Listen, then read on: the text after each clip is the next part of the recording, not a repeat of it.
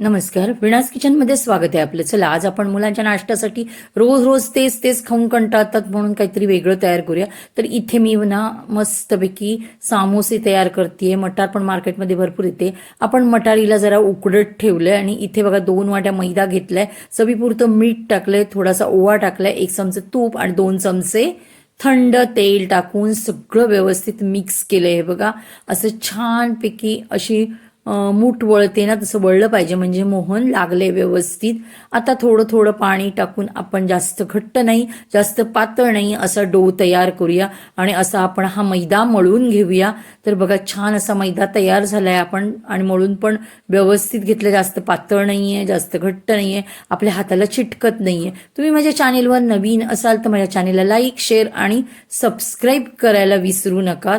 इथे आपण तो मैदा झाकून ठेवूया. बटाटे आपण उकडून घेतलेत, तिकडे मटार सुद्धा आपण उकडत ठेवले, इकडे आपण धने सुद्धा थोडेसे कुटून घेतोय आणि बटाट्याला असं कुस्करून घेऊया आणि ह्याच्यात काही मसाले टाकूया. तर इथे बघा, आपण जिरा पावडर टाकतोय, त्याच्यानंतर लाल तिखट, मीठ, गरम मसाला, आमचूर पावडर टाकली आहे मी, जिरा पावडर, धना पावडर पण थोडीशी टाकली आहे, हिंग टाकलाय आणि इथे असे सगळे मसाले टाकून झालेले आहेत आपले. आता फोडणीमध्ये थोडंसं चमचाभर तेल टाकले आणि त्याच्यात हे आपण धने जे कुटून घेतलेत ते टाकलेत. छान असे परतून घेतल्यानंतर उकडून घेतलेली जी मटार आहे ती टाकली आहे आणि ती सुद्धा आपण फोडणीमध्ये परतून घेतोय.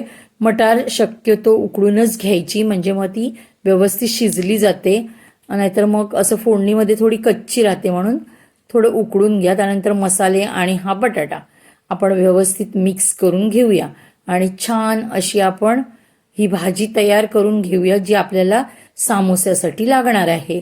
तर हा असा सामोसाच्या पोटात टाकायचा मसाला तयार झालाय आपला बघा. तर मस्तपैकी छान असं मी परतून घेतलंय, थोडी कोथिंबीर सुद्धा टाकली आहे बघा आपण आणि असं छान असं भाजी तयार झालेली आहे बघा. आणि इथे आपला हा जो मैदा आहे तो सुद्धा मस्त नरम झालाय असा. थोडा वेळ आपण 10 मिनिटं त्याला मळून ठेवलेला. आता व्यवस्थित आपण पुन्हा एकदा मळून घेऊया आणि ह्याच्या लाट्या तयार करूया आणि व्यवस्थित सुरीने कट करूया आणि त्यानंतर आपण सामोस्याची जी पाती आहे ती लाटून घेऊया, जसं आपण करंजांच्या लाटतो तशाच. तर पण करंजांच्या आपण पातळ लाटतो, सामोस्याला थोडं जाड पाहिजे. तर इथे थोडंसं चपटा मी हे करणार आहे बघा, असं उभा आणि मग लाटणार आहे, मग सोपं जाईल आपल्याला. हा जो गोळा आहे तो थोडासा पुढे प्रेस करायचा म्हणजे मग व्यवस्थित अंडाकृती आपला जो हे असतो, आपल्याला सामोस्याचा आकार पाहिजे लाटायला, तो तयार होणार आहे. तर बघा, इथे मी व्यवस्थित असं सगळ्या साईडने आलटी पलटी करून लाटून घेते. सगळ्या साईड पण लाटून घ्यायच्या, रुंद करायचं त्याला, उभं आणि आडवं लाटून. आणि आता आपण व्यवस्थित 2 भाग करूया त्याचे आणि मी तुम्हाला दाखवते अगदी सोप्या पद्धतीने तुम्ही सामोसा कसा काय दुळणार आहात तो. तर इथे बघा, आपण पाणी लावून घेऊया. मी पाणी दाखवते तुम्हाला. तर मी पाणी लावलंय सगळीकडे आणि असं व्यवस्थित दाखवते तुम्हाला. जरा एक्स्ट्रा दुडायचं, अगदी कडेवर नाही दुडायचं, त्याला थोडं जास्त जागा घेऊन बंद करायचं आणि बघा असं कोन तयार करायचा. वरून पण कोनाला दाबायचं आतमध्ये बोट ठेवून म्हणजे व्यवस्थित चिटकतो, खोलणार नाही तो तेलामध्ये.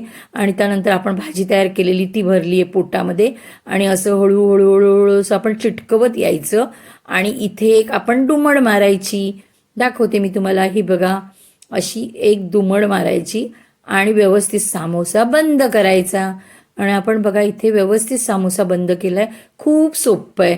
आधी तुम्हाला हे सगळं बनवायच्या आधी जमत नसेल ना, तर चपातीच्या पिठावर तुम्ही ट्राय करा कसा बंद करायचा सामोसा, कसा हे करायचं तो, आणि नंतर भाजी तयार करा आणि नंतर मग सगळी सामोस्याची तयारी करून घ्या. म्हणजे मग तुम्ही केलं आणि आता मी सामोसा कसं तयार करू असं व्हायला नको. तेल बघा आपण थोडंसंच गरम करून घेतलंय आणि सामोसे टाकलेत आणि एकदम कुरकुरीत होईपर्यंत मीडियम गॅसवर तळून घेणार आहोत. आणि चांगले कुरकुरीत झाल्यानंतर मी एकच चटणी बनवलेली, तुम्ही दोन्ही चटण्या तयार करू शकता इथे. जी आपण चिंच आणि गुळाची करतो ना, ती सुद्धा करू शकता. तर मी फक्त एकच चटणी केलेली, कारण मुलांना नाश्त्याला उशीर होत होता म्हणून. तर इथे बघा आपले असे सामोसे तयार.